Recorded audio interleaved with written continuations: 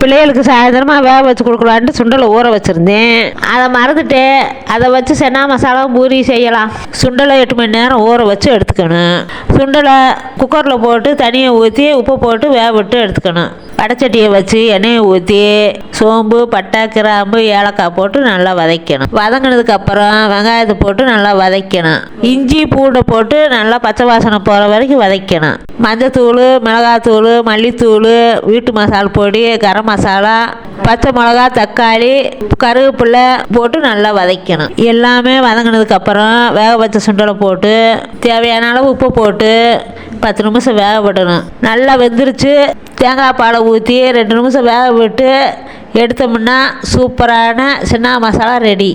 2 பூரி சுட்டு சென்னா மசாலா ஊற்றி அப்படியே பிச்சு சாப்பிட்டா சூப்பராக இருக்குது. இதே மாதிரி நீங்களும் செஞ்சு பாருங்கள். பிடிச்சிருந்தா லைக் பண்ணுங்கள்.